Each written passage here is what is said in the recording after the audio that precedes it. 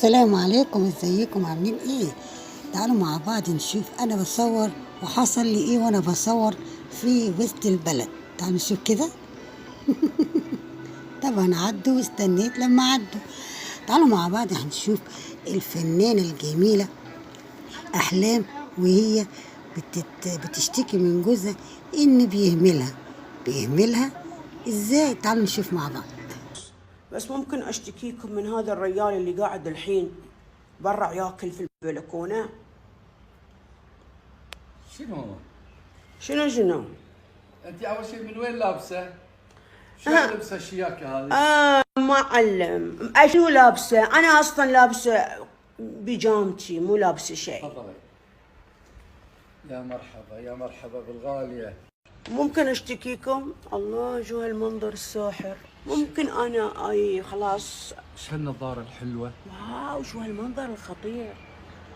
شو هالبلكونه، بس احنا عندنا بلكونه بس عشان كذي ما حد عنده نفس ملابسي، نفس نظارتي مثلا، نفس الحب مالي اللي قاعد ياكل. بقول لكم ايش سوى فيني اليوم. زين بقول لكم ايش سوى فيني. اقول لكم ايش سوى فيني. صحيت من النوم انا اصلا تعبانه، ابي انام زياده من السوق. المهم عادي، حتى لو من السوق والوقفه عادي. تخيلوا وهو داخل في يده كوب قهوه، قلت له حبيبي سوي لي قهوه. هو يسوي القهوه تجنن، ما ادري شلون يسويها. كل اللي عندي ما يعرفون يسوون نفس الكوفي اللي هو يسويه. من قلب اسويه، من قلب.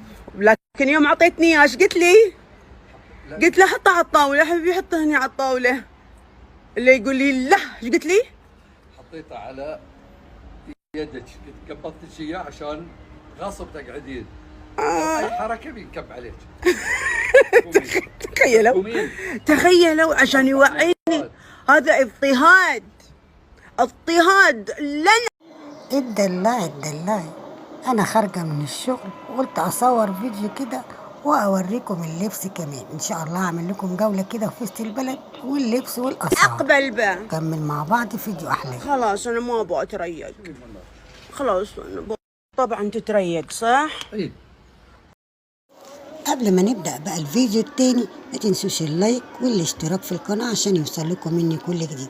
وتعالوا مع بعض نشوف الفنان عادل إمام الزعيم بيحتفل بعيد ميلاده 85 عام. ربنا يديله الصحة الزعيم يا رب.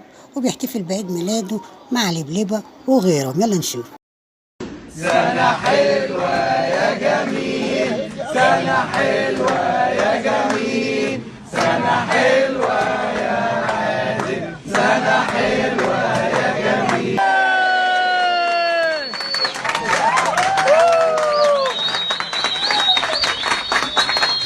عندكم كتير وبحب الشعب المصري والعربي كتير، وبحب الناس اللي ساعدتني، وبحب الناس اللي انا ساعدتهم، وبحب الناس اللي اشتغلوا معايا، وبحب كل حاجه حلوه في بلدنا. كل سنه وانت طيب.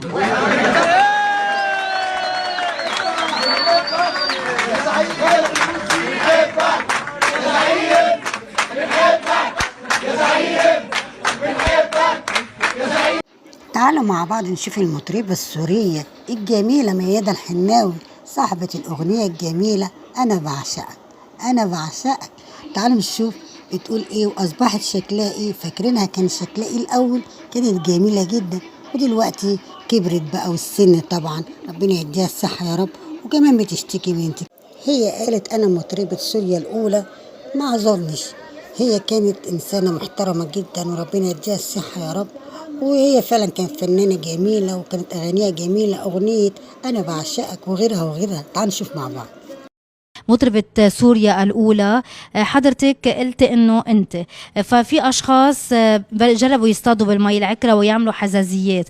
اليوم كيف أنت تقبلتي هذا الموضوع مع إنه كنت عم تحكي بعفويتك؟ يا حبيبة قلبي يا فبيان، أنا في حياتي ما ذكرت هذا الشيء.